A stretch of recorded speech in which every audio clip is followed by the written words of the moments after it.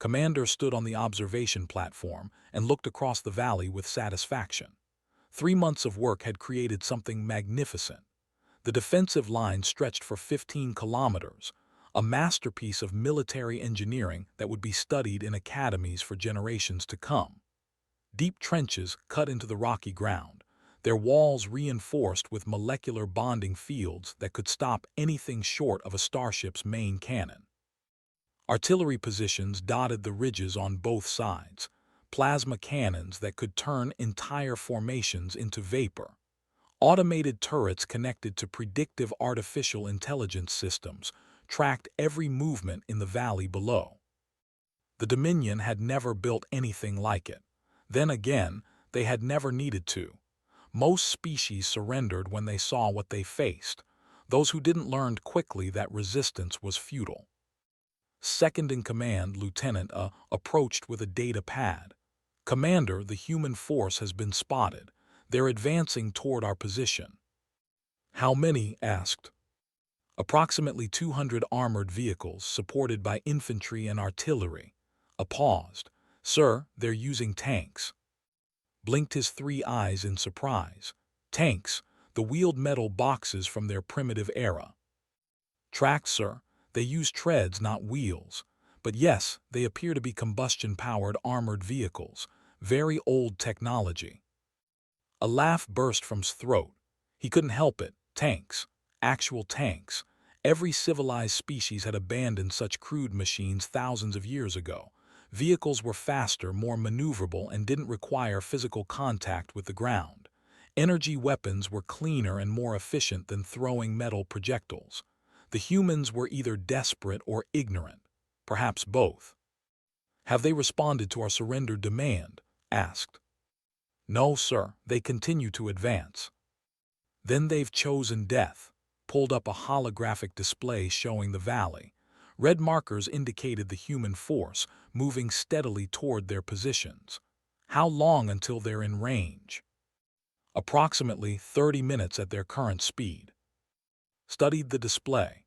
The humans were moving in a standard formation, their tanks spread out in multiple lines with support vehicles behind them. Nothing sophisticated, nothing unexpected, just a simple, blunt advance like something from an ancient history file. He had read about human wars during his academy training. They had been examples of what not to do, lessons in waste and inefficiency. Humans threw bodies and machines at problems until either the problem was destroyed or they ran out of resources. It was barbaric. "All units prepare to engage," ordered. "We'll let them come within optimal range, then destroy them. I want clean kills. These primitives need to learn what happens when they challenge the Dominion." The defensive network hummed to life. Plasma cannons charged, their capacitors building energy until they glowed with deadly light. Automated turrets swiveled, tracking potential targets. Soldiers moved to their positions in the trenches, checking their weapons and armor. Everything was ready. Everything was perfect. Watched the human force creep closer. Their tanks moved slowly, churning across rough ground that would have been no obstacle to vehicles. Dark smoke rose from exhaust pipes. The machines looked brutal and ugly, all sharp angles and heavy armor plating. They reminded him of creatures from prehistoric times, huge and powerful, but doomed to extinction because they couldn't adapt. "Sir, we have visual confirmation," said. "The lead elements are entering the valley now." The display. The first human tanks appeared at the valley entrance, their hulls painted in mottled camouflage patterns. Even at this distance he could see their main guns, long barrels that protruded from rotating turrets. Kinetic weapons. They actually planned to throw metal at his defenses. It was almost sad. "What are they thinking?" wondered aloud. "Surely they know this is suicide." "Humans are arrogant," said. "They defeated the 2 years ago and think that makes them unstoppable. But we're weak, disorganized. We are neither." The human tanks kept coming. More and more of them entered the valley, spreading out in multiple waves. Infantry fighting vehicles followed, along with mobile artillery pieces. Supply trucks brought up the rear. It was a full combined arms assault, exactly the kind of thing taught in basic military courses. Predictable, textbook, easy to counter. Range in 5 minutes, an artillery officer reported. Nodded, all weapons, prepare to fire on my command. Target the lead vehicles first. I want to see how they react when their vanguard is vaporized. The seconds ticked by. The human force continued its steady advance, seemingly unaware or uncaring that they were driving into a killing field. Almost felt pity for them. Almost. But the Dominion had given them a chance to surrender, and they had refused. What happened next was on them. Range achieved, the artillery officer announced. All weapons locked on target. Took a breath. This would be over quickly. Then he could file his report and the Dominion could move forward with claiming this system. The humans would learn their place in the galactic order. Everyone did, eventually. Fire, he commanded. The valley erupted in light and sound. Plasma bolts screamed through the air, brilliant blue-white streaks that left ionized trails. Automated turrets added their own fire, thousands of energy pulses converging on the human formation. The first strikes hit perfectly, direct impacts on the lead tanks. Expected to see them explode, to see metal vaporize and crews die instantly. Instead, he saw something that made his confidence waver. The plasma bolt struck the tank's armor and burned through the outer layers, scarring the metal and leaving glowing spots. But the tanks didn't explode. They didn't even slow down. They kept moving forward, their treads churning steadily through the valley floor. "How is that possible?" a whispered. "Increase fire rate," ordered. "All weapons continuous fire." More plasma bolts hammered the human tanks. Some shots missed as the tanks began to maneuver, spreading out and adjusting their formation. Others hit, adding more scars to already damaged armor. One tank took a direct hit on its turret and ground to a halt, smoke pouring from its hatches. But the others kept coming, and they were getting closer. Then the human tanks returned fire.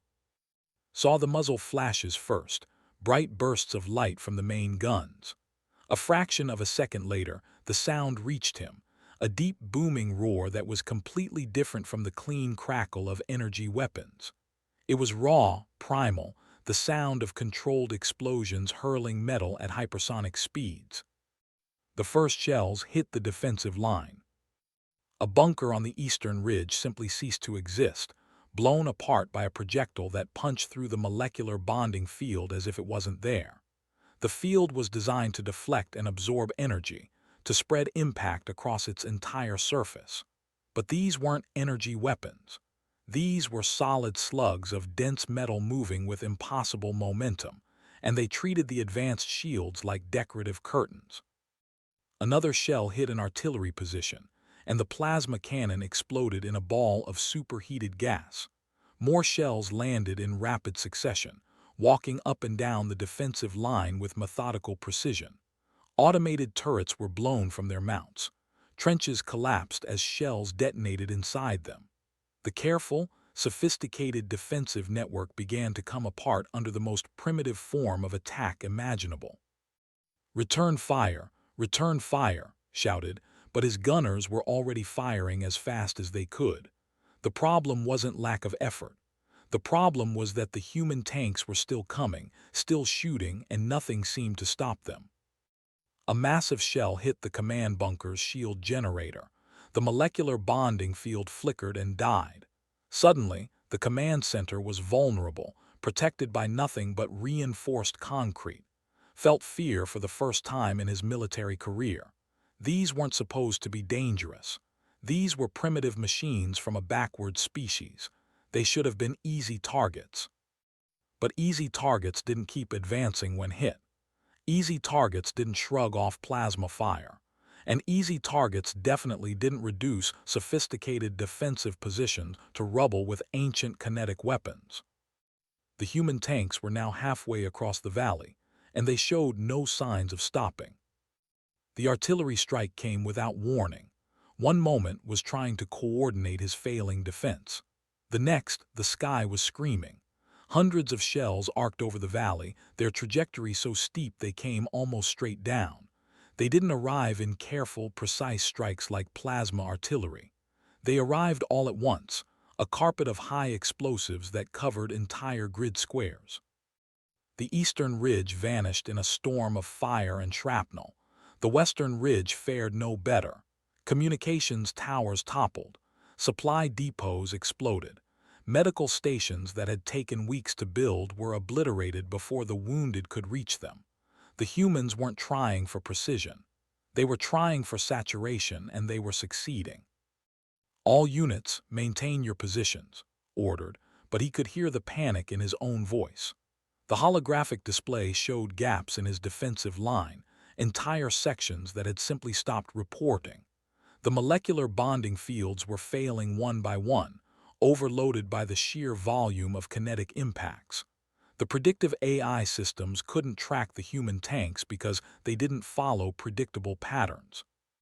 They moved like they were being controlled by individuals making split-second decisions, not algorithms following optimal paths. A clutched the operations console, his skin pale. "Sir, 3rd Battalion is requesting permission to fall back. They've taken 60% casualties." "They hold their position."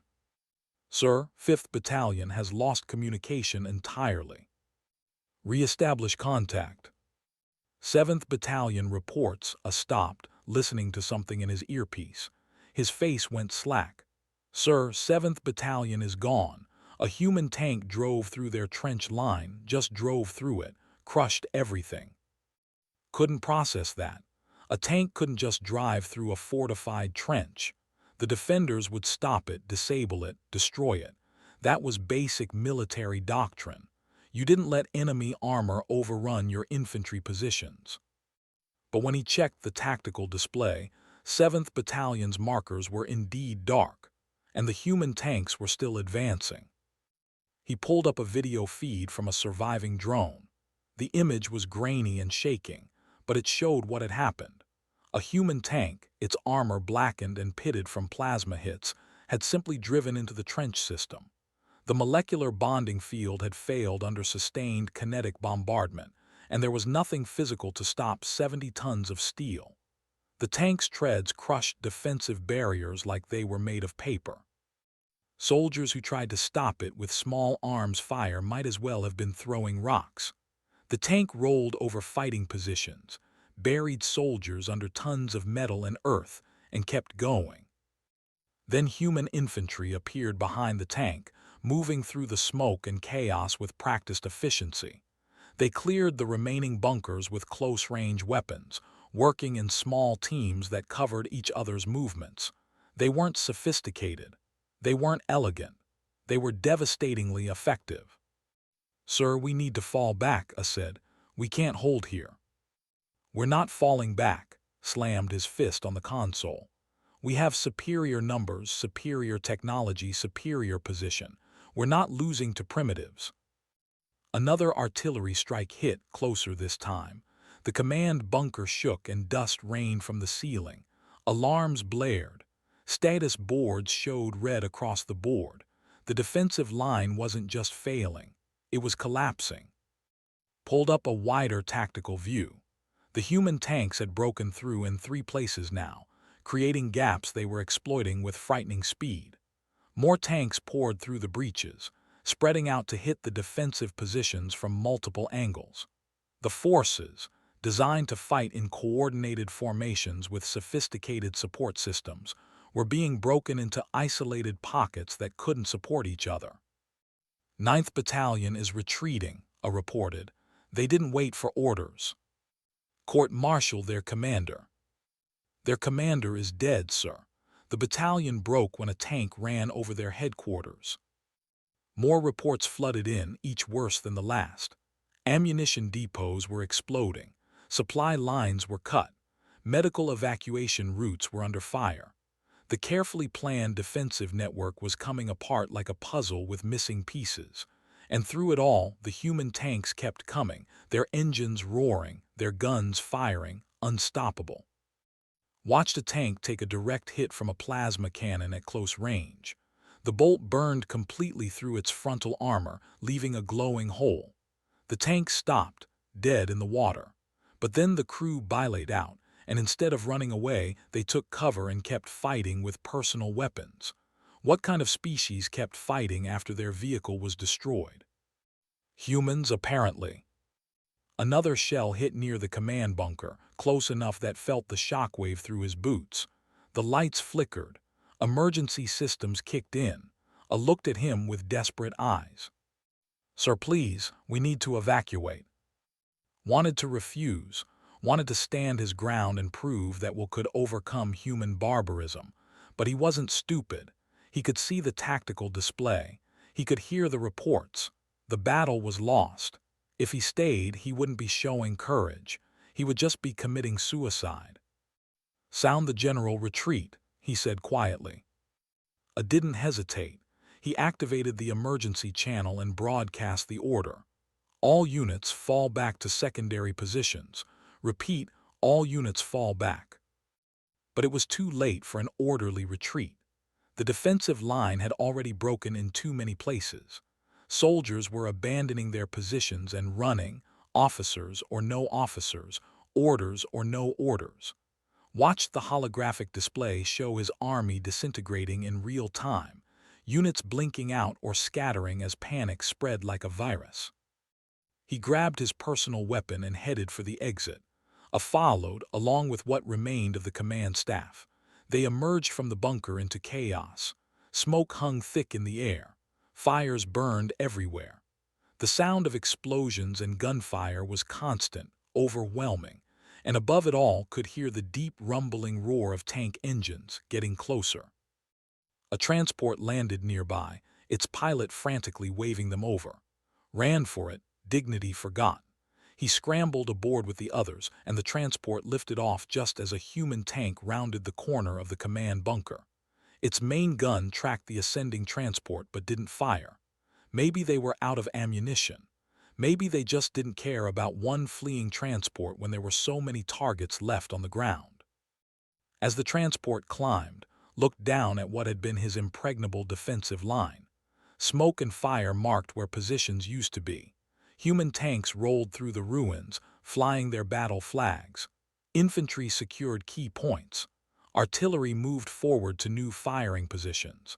It looked like something from ancient history, a form of warfare that was supposed to be obsolete. But it had worked. Against all reason, against all logic, it had worked. The debriefing room at Dominion headquarters was silent except for the hum of holographic projectors. Stood at attention, still wearing his combat uniform because he hadn't been given time to clean up. Around the room sat the high command, generals and admirals who had never suffered a defeat like this.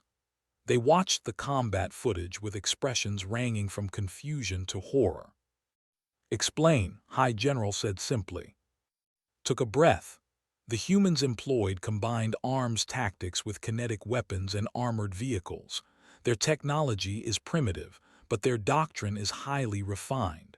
We were unable to counter their assault. "You had superior numbers, superior weapons, and a fortified position," said. "How did you lose?" "Their kinetic weapons bypassed our molecular bonding fields. The fields are designed to deflect or absorb energy, not redirect solid mass. Their tank armor, while primitive, is extremely thick and can absorb multiple plasma hits before failing. Their artillery doctrine focuses on saturation rather than precision, which overwhelmed our defensive systems." Another general leaned forward. "What about their tactics? Why couldn't your forces stop them?" Pulled up a tactical analysis. Human tank crews operate with significant autonomy. They don't follow predictable patterns because they're not using AI guidance. They react to battlefield conditions in real time, making decisions that our predictive systems couldn't anticipate. When they encountered resistance, they didn't retreat or maneuver around it. They drove through it, using their mass and armor as weapons themselves. The holographic display showed footage of a human tank crushing through defensive positions. The assembled generals watched in silence. "Their infantry doctrine is equally effective," continued. They move in small teams that support each other, clearing positions with close-range weapons. They don't rely on technological superiority. They rely on training, aggression, and willingness to close with the enemy. "This is barbaric," said. "No civilized species fights like this." "No civilized species needs to," said quietly. "We evolved past this kind of warfare because it's brutal and wasteful. The humans never did. They've been fighting ground wars for their entire history. While we were developing sophisticated energy weapons and vehicles, they were perfecting the art of combined arms assault with kinetic weapons and tracked armor." He paused, studying the footage of human tanks rolling through the valley defensive line. They didn't bring primitive weapons because they couldn't build better ones. They brought them because they work, because they have thousands of years of doctrine built around making them work, because their soldiers train on these machines from the beginning of their careers and know exactly how to employ them. The room fell silent. It was a sobering realization. The humans weren't backwards. They were specialized. They had taken one form of warfare and refined it to an art while the rest of the galaxy moved on to supposedly more advanced methods. And now, when confronted with that ancient, brutal form of combat, the Dominion had no answer. "What do you recommend?" asked. "Don't fight them on the ground," said immediately. "If you must engage human forces, do it from orbit or in space. Their navy is still developing. But on the ground, with their tanks and artillery, they're the most dangerous military force in the galaxy, not because of their technology, but because of their experience." "You're saying we should retreat from ground engagements with humans?" sounded outraged. "I'm saying that if human tanks are rolling toward your position, you have two choices: evacuate or die. There is no third option. I chose to evacuate. Most of my soldiers chose to die fighting or chose to flee without orders. Either way, the result was the same. The defensive line fell in less than 6 hours." Studied for a long moment.